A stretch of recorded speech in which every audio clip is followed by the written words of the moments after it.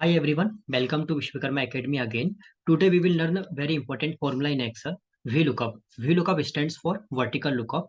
आप कभी भी कहीं भी इंटरव्यू देने जाते हो और यदि आपका एक्सेल टेस्ट होता है तो डेफिनेटली वो आपसे VLOOKUP फॉर्मूला पूछेंगे, तो आपको पता होना चाहिए क्या होता है। मैं इस वीडियो में आपको बताऊंगा कि VLOOKUP फॉर्मूला क्या होता है, हम इसे क्यों यूज करते हैं और कैसे यूज करते हैं। तो VLOOKUP फॉर्मूला जो होता है, ये हम वैल्यूज को फाइंड करने के लिए यूज करते हैं जब हमारे पास बहुत लंबा बड़ा डेटा होता है और हमारे पास कुछ वैल्यूज यदि मिसिंग है, हमें उन्हें फाइंड करनी है, तो हम VLOOKUP फॉर्मूला का यूज करेंगे। VLOOKUP फॉर्मूला का यूज आप सिंगल सीट में भी कर सकते हो, मल्टीपल सीट्स में भी कर सकते हो, मल्टीपल वर्कबुक में भी आप इसका यूज कर सकते हो। मैं आपको बताऊंगा आज दो वर्कबुक के बीच में VLOOKUP फॉर्मूला कैसे यूज करते हैं।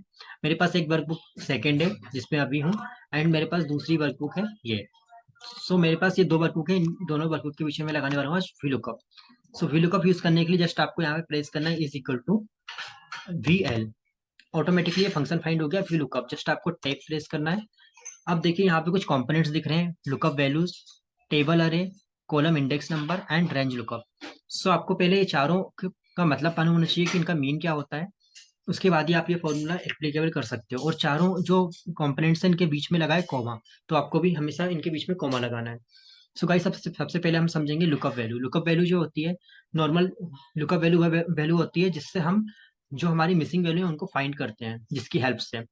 और लुकअप वैल्यू चूज करने के लिए एक कंडीशन होती है, जब आप यदि मल्टीपल सीट्स में लगा रहे हो और मल्टीपल वर्कबुक में लगा रहे हो तो आपकी वर्कबुक जो है उसमें लुकअप वैल्यू सेम होना चाहिए। सीट वन में भी सीट टू में भी, दोनों सीटों में आपकी लुकअप वैल्यू सेम होना चाहिए, जहां से आपको वैल्यू फाइंड करनी है और जिसमें आपको वैल्यू फाइंड करनी है, दोनों में लुकअप वैल्यू आपकी सेम होना चाहिए।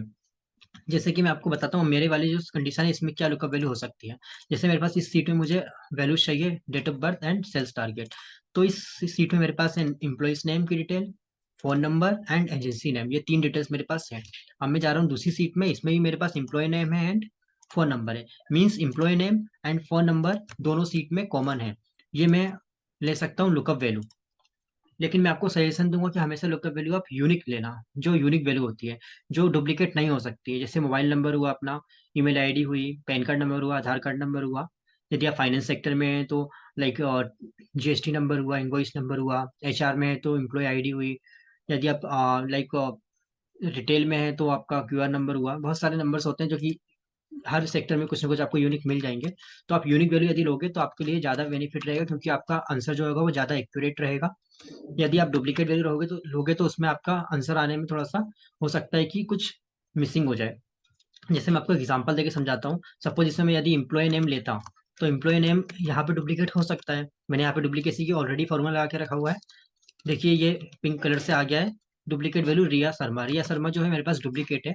अब दो रिया शर्मा यहाँ पे, एक रिया शर्मा ये है जिनकी डेट ऑफ बर्थ क्या है 04071992, एंड सेकंड रिया शर्मा को मैं फाइंड कर लेता हूँ। ये सेकंड रिया शर्मा, इनकी डेट ऑफ बर्थ क्या है 01012000।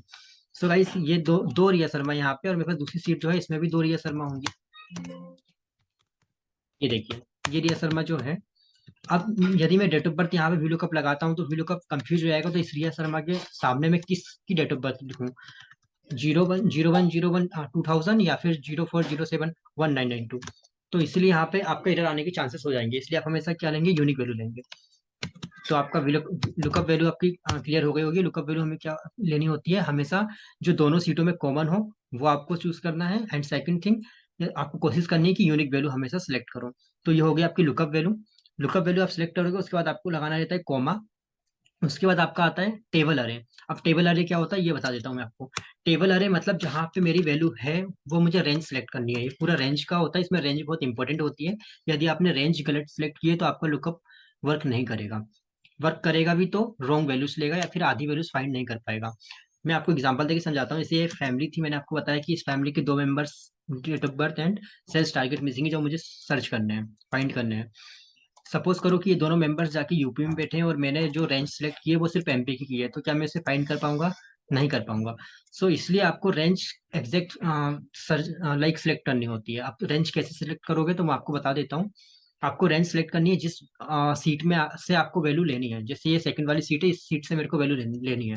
तो मेरी जो लुकअप वैल्यू रहेगी, लुकअप वैल्यू से लेकर मुझे जो वैल्यू फाइंड करनी है वहां तक मुझे पूरी टेबल सेलेक्ट करनी है। जैसे मुझे लुकअप वैल्यू फोन नंबर है और मेरे को सर्च करना है सेल्स टारगेट, तो फोन नंबर से लेकर सेल्स टारगेट तक की पूरी टेबल को सिलेक्ट करूंगा, वो मेरी होगी टेबल अरे।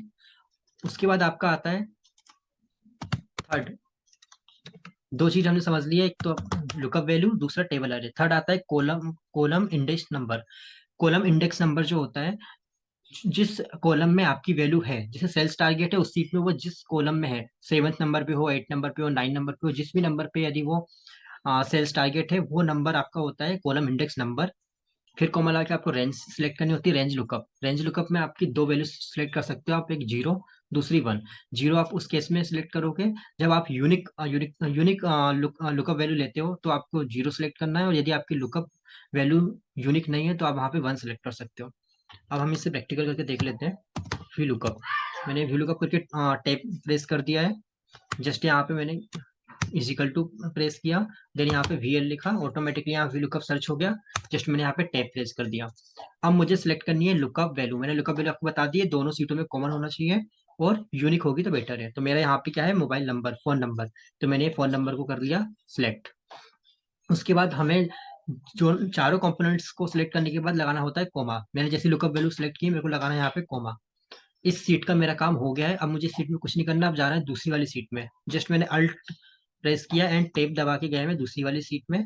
अब इस सीट में मुझे ढूंढना है मेरी लुकअप वैल्यू कहाँ है। मेरी लुकअप वैल्यू क्या सिलेक्ट की थी मैंने, फोन नंबर। ये देखिए फोन नंबर मुझे मिल गया, एफ वाले कॉलम पर है फोन नंबर। अब मैं शिफ्ट के साथ राइट वाला एरो दबाऊंगा प्रेस करके, और आगे जाते जाऊंगा, कब तक जाऊंगा जहां तक मेरा सेल्स टारगेट है। ये देखिए सेल्स टारगेट आ गया।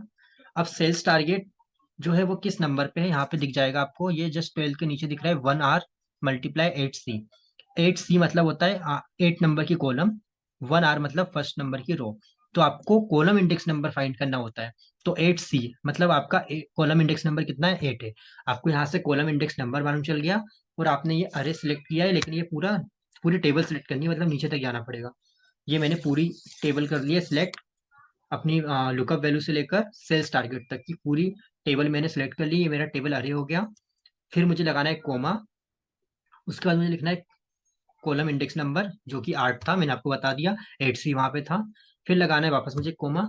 अब मुझे यहाँ पे जीरो अप्रोक्सी, यहाँ पे ट्रू एंड एग्जैक्ट मैच का आया है, देखो ट्रू एंड फॉल्स। तो ट्रू एंड फॉल्स भी आप सिलेक्ट कर सकते हो, अदरवाइज आप जीरो और वन भी कर सकते हो। तो जीरो वन का मैंने आपको बता दिया है कि जीरो आप कब सिलेक्ट करोगे, जब आपकी यूनिक वैल्यू होगी तो आपको जीरो लेना है। यदि आपकी यूनिक वैल्यू नहीं है तो आपको वन लेना है। तो मैंने यहाँ पे यूनिक वैल्यू थी इसे जीरो लिया एंड ब्रैकेट को कर दिया क्लोज एंड इंटर। ये देखिए मेरे यहाँ पे लुकअप लग गया है, मेरी वैल्यूज यहाँ पे आ गई है। अब मुझे जैसे इससे कॉपी करना है और पूरे में कर देना है पेस्ट। ये मैंने सेल्स टारगेट निकाल दिया यहाँ पे। सेल्स टारगेट कर देते हैं, डेट ऑफ बर्थ यहाँ लिखा देंगे हम।